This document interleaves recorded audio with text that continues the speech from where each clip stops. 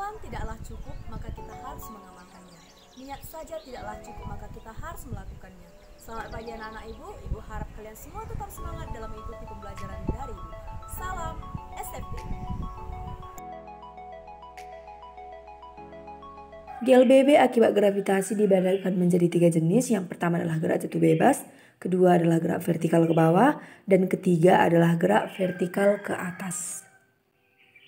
Oke, yang pertama akan kita bahas gerak jatuh bebas. Gerak jatuh bebas adalah gerak suatu benda yang jatuh dari suatu ketinggian tanpa kecepatan awal. Jadi kecepatan awalnya adalah sama dengan 0. Itu dikatakan sebagai gerak jatuh bebas dan dipengaruhi oleh percepatan gravitasi yang arahnya sama dengan arah gerak benda ke pusat bumi. Pada persamaan gerak jatuh bebas akan berlaku kecepatan akhir sama dengan percepatan gravitasi dikali dengan selang waktunya. Persamaan mencari kecepatan sesaat pada setelah dijatuhkan. Kemudian, kita juga bisa menggunakan persamaan lain yang ada hubungannya dengan ketinggian. Maka, bisa kita gunakan persamaan Vt pangkat 2 dikali 2 sama dengan 2 dikali G dikali H. Atau Vt sama dengan akar dari 2 dikali G dikali H. Persamaan lainnya adalah H sama dengan setengah GT pangkat 2. Oke, sebenarnya ketiga rumus ini diambil dari persamaan rumus GLBB. Yaitu Vt sama dengan V0 ditambah A dikali T. A dikali T. Yang kedua, Vt pangkat 2 sama dengan V0 pangkat 2 tambah 2 dikali A dikali S. S itu sama dengan jarak. Dan S sama dengan V0T ditambah setengah AT pangkat 2. Nih yang rumus pertama ini berlaku ke rumus gerak jatuh bebas yang pertama, di mana percepatannya diganti menjadi percepatan gravitasi. Oke, yang pada GLBB itu dibuat A, sedangkan pada gerak jatuh bebas dibuat G. Dan V0-nya dihilangkan karena V0 itu sama dengan 0.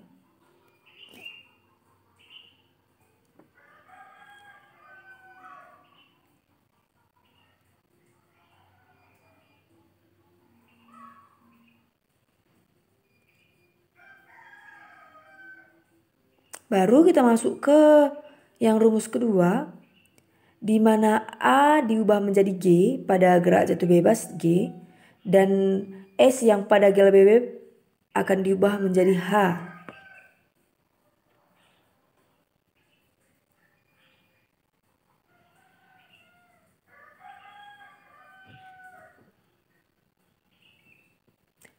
Dan rumus ketiga juga seperti itu. Karena V0 sama dengan 0 jadi itu dihilangkan saja.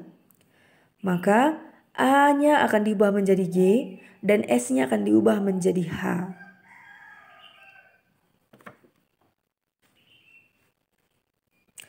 Sehingga H sama dengan ketinggian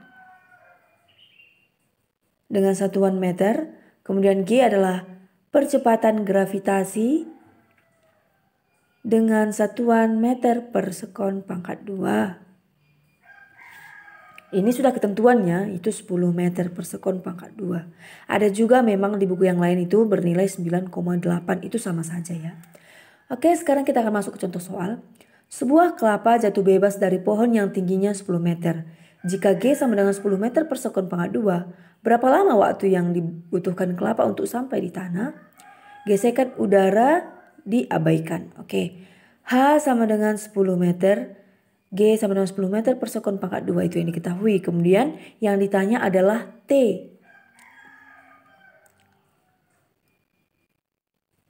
Kemudian kita masukkan rumus yang ini nakku. yaitu H sama dengan setengah GT pangkat 2. 10 sama dengan kali setengah dikali G dikali T pangkat 2. Kemudian 10-nya mati, tinggal setengah dikali T pangkat 2, kemudian 2 pindah ruas. 2 sama dengan T pangkat 2. Jadi T sama dengan akar dari 2 sekon. Baik, sekarang kita akan masuk ke gerak vertikal ke atas. Pada gerak vertikal ke atas di sini berbeda dengan gerak jatuh bebas.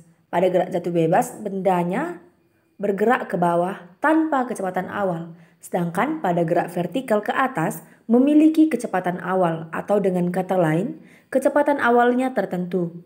Kemudian, perbedaan gerak jatuh bebas yang arahnya ke bawah, sedangkan vertikal ke atas.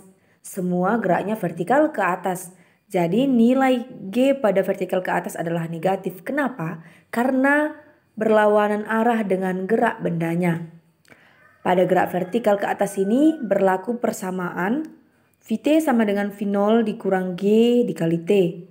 Vt pangkat 2 sama dengan V0 pangkat 2 dikurang 2G dikali H. Kemudian H sama dengan V0 dikali T dikurang setengah GT pangkat 2. Ketiga ini adalah persamaan gerak vertikal ke atas.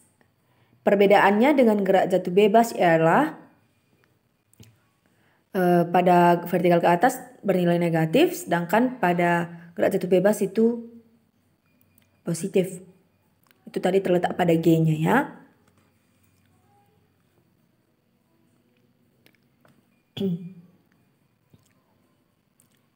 Di titik tertinggi benda, kecepatan benda sama dengan 0.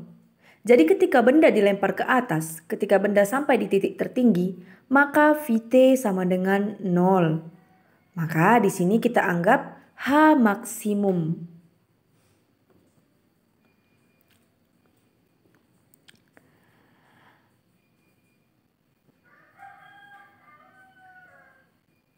Jadi, ketika benda dilempar ke atas dan mencapai ketinggian maksimum, maka kecepatannya atau Vt sama dengan 0.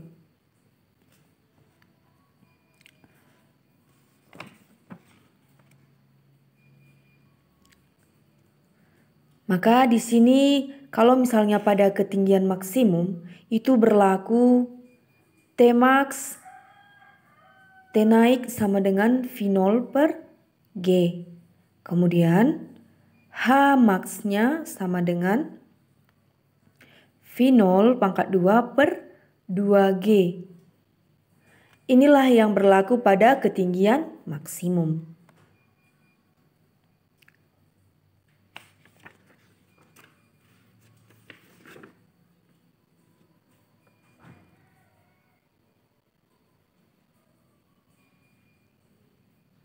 Kemudian kita akan masuk ke gerak vertikal ke bawah. Gerak vertikal ke bawah ini mirip dengan gerak jatuh bebas. Perbedaannya pada vertikal ke bawah memiliki kecepatan awal tertentu, sedangkan tadi pada gerak jatuh bebas itu kecepatan awalnya itu sama dengan 0. Sedangkan kalau gerak vertikal ke bawah ini memiliki kecepatan. Kecepatan vertikal ke bawah yaitu suatu gerak benda yang dilemparkan vertikal ke bawah dengan kecepatan awal serta dipengaruhi oleh percepatan gravitasi. Di sini G-nya sama dengan positif, beda tadi dengan gerak vertikal ke atas yang G-nya bernilai negatif. Di sini juga berlaku persamaan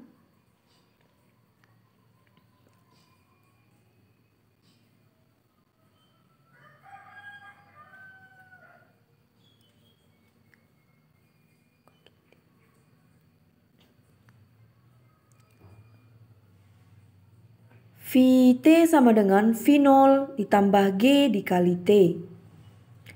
Kemudian Vt pangkat 2 sama dengan V0 pangkat 2 ditambah 2 dikali G dikali H. Kemudian H sama dengan V0 dikali T tambah setengah GT pangkat 2. Ketiga persamaan inilah yang digunakan pada gerak vertikal ke bawah, vertikal ke atas, dan gerak jatuh bebas. Pada gerak vertikal ke atas tadi, kita sudah mengetahui waktu yang dicapai benda untuk naik sampai ketinggian maksimum. Jadi, kalau ditanya lagi waktu yang diperlukan benda dari ketinggian maksimum ini sampai turun ke bawah, sampai mencapai dasar atau mencapai tanah, rumusnya menjadi T turun sama dengan V0 per G. Intinya T naik sama dengan T turun. Itu nilainya sama. Nah, kalau di sini ditanya waktu yang diperlukan benda dari tanah sampai ke tanah, lagi berarti rumusnya sama dengan T sama dengan 2 dikali T naik atau 2 dikali T turun. Terima kasih, demikianlah materi kita pada hari ini. Ibu harap kalian tetap semangat dan tetap konsisten dalam mengumpulkan tugas tepat waktu. Sekian, salam SFD.